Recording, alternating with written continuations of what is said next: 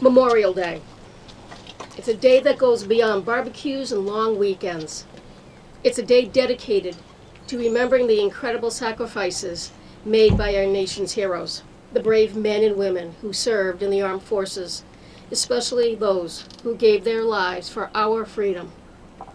Think about the freedoms we enjoy here in Abington: playing, learning, being with friends, and expressing ourselves freely. These weren't always granted or guaranteed. Throughout history, courageous Americans stood up to defend them, sometimes in unimaginable circumstances. Many of these heroes never came home, leaving behind families and communities forever changed. But their sacrifices weren't in vain. They fought for the ideals that make America great: liberty, justice, and the pursuit of happiness for all. Here in Abington, we have a unique opportunity to honor our vets. We can research their histories, from famous battles to the experience of local veterans. We can write letters expressing our gratitude for their service and honor them here. Most importantly, we can honor their sacrifice by living the dream they fought for us. We can be kind to one another and strive for a future where everyone feels safe, respected, and free.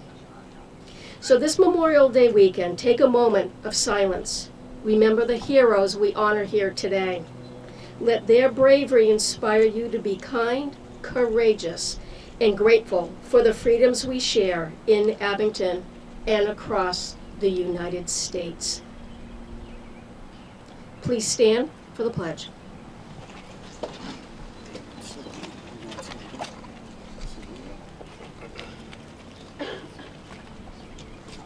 I pledge allegiance to the flag of the United States of America and to the republic for which it stands, one nation, under God, indivisible, with liberty and justice for all.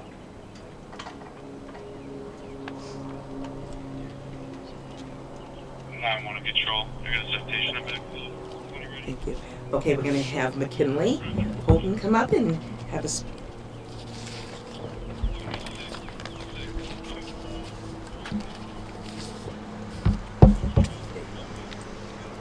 Hello everyone, and welcome. My name is McKinley Houghton, and I am the Abington Middle School Student Council President. It is a great honor to be here with you all today. Memorial Day, previously known as Decoration Day, is a very special tradition that started in 1868, when people would decorate graves of soldiers who passed away. It is a day of remembrance and honor, and a day to look back and recognize all the sacrifices men and women have made fighting for our safety and our nation. I speak on behalf of my school and town when I say that your friends and loved ones are not forgotten.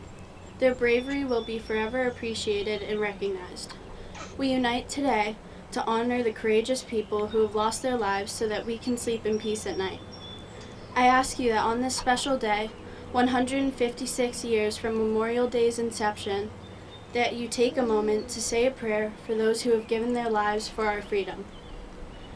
I recently saw a video of Ronald Reagan giving a speech about Memorial Day, and he made one point that really stood out to me. He said that the lives lost show that liberty is not free and that it comes at a cost. I thought about this and realized he was absolutely right. We live our lives day to day and don't always think about the people who are fighting for us in that particular moment, but they are the reason we are unaware because they have given us that freedom. This is why it is so important that we show our appreciation today. We do appreciate the sacrifices made. We do appreciate our freedom. And we do appreciate the bravery, courage, and strength it takes to give your life for our country. On this day, we can honor soldiers' memories by planting flags, saying a prayer, and reaching out to families who have lost loved ones. On this day and every day, my heart goes out to the family and friends of those who have given the ultimate sacrifice. In closing, I would ask that you please join me as we bow our heads and take a moment to remember all our deceased servicemen and women.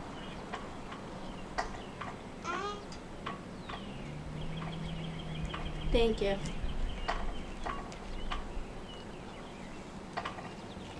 Thank you. Good job. You can all be seated. Sorry about that. We have Reverend Christy Cooper. Thank you.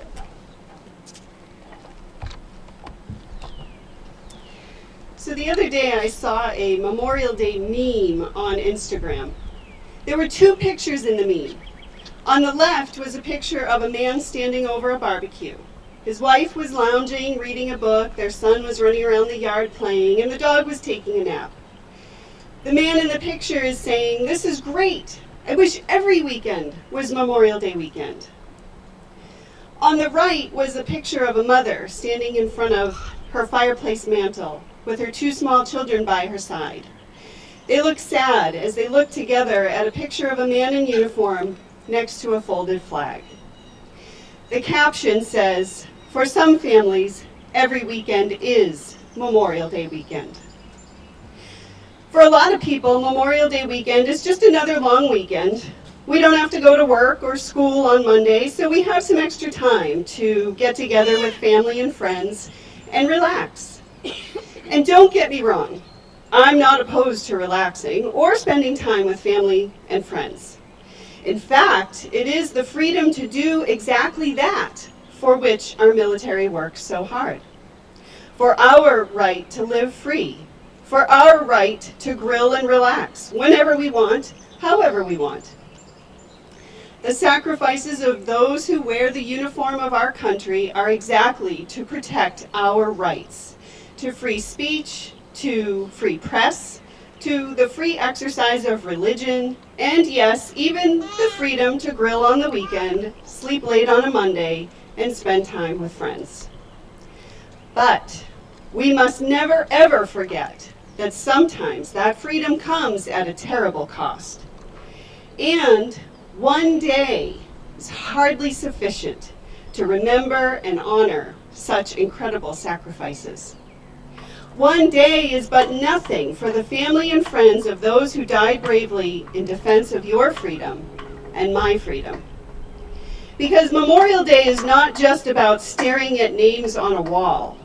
Memorial Day is about real people who died difficult deaths on our behalf. And one day of remembrance is hardly sufficient. Edgar Bascom, a young man from here in Abington, surely made his parents proud when he joined the military. His parents, Doris and Eliza Bascom, understood well that his death on the battlefield made him a true hero of the Great War. But even more sure am I that they missed him terribly and that their hearts were never the same. I'm sure his brothers and sister, Thomas, Henry, and Ada, missed him too, as did his classmates and friends from Abington High School. One day is hardly sufficient. I know that Lloyd Clapp, another young Abington man, was an American patriot before and after he was killed in Okinawa. His family was proud of his military service. But more so, I'm sure his mother Lena and his wife Louise missed him terribly. And I'm sure his two brothers Joseph and Edward, who were also serving in the military, stationed far from home, felt grief-stricken and bereft when they received the news of their brother's death. And I'm even more sure that Lloyd's two young children grew up wondering about their dad and missing what they never had. One day is hardly sufficient. I'm sure that Barbara and Ralph Hamlin loved their Abington High School graduate. He was handsome, and he was on the football team. And they had faith, I know, that their son, Ralph Jr., fought honorably in Vietnam, right to his death. And I'm sure they were proud of him. But I know for a fact, having met his mother, Barbara, that her son's death changed her life, as it did for his little sister Jan. Jan and I have had many heart-to-heart conversations about her brother Ralph, affectionately known as Buster, and more than 55 years later, she still remembers her little brother, or her big brother rather, with tears in her eyes. One day is hardly sufficient. I know from speaking with them that Karen Vasilian and Aaron Vasilian are so proud of their son and husband Danny, another Abington boy and Abington High School graduate. But I know that there is pain in their hearts because they miss Danny's larger-than-life personality, his sense of humor, and his boundless energy, as do his very large circle of family and friends. One day is hardly sufficient.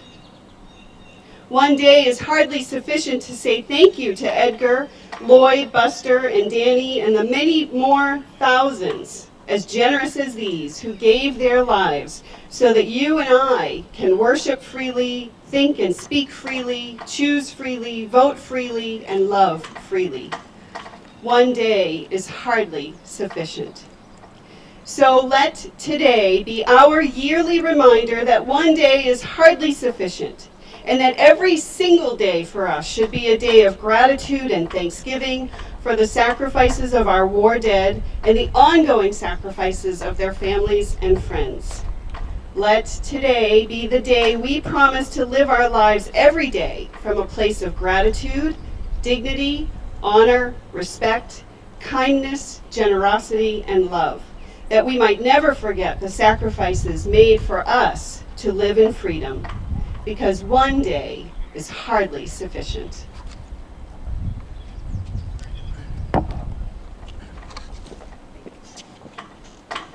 Thank you, Christy.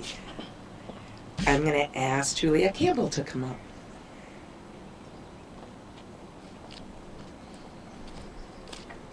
Just make sure you see the title.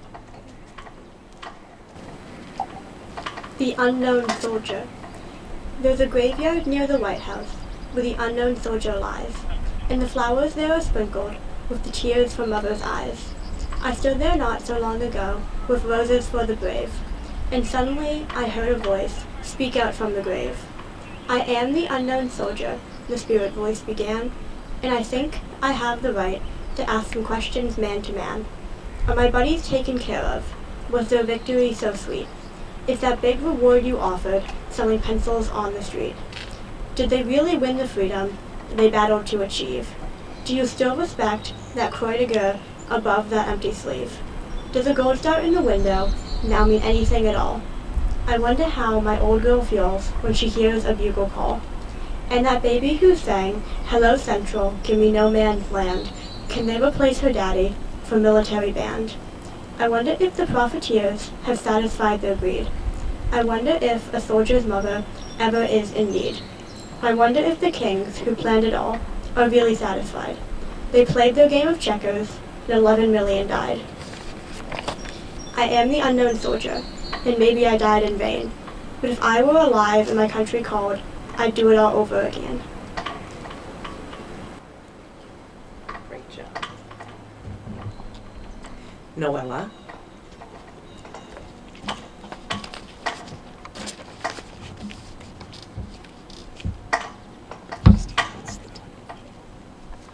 In Flanders fields. In Flanders fields the poppies blow, between the crosses, row on row, that mark our place, and in the sky, the larks still bravely singing fly. Scarce heard amid the guns below, we are the dead, short days ago. We lived, felt dawn, saw sunset glow, loved and were loved, and now we lie in Flanders fields. Take up our quarrel with the foe.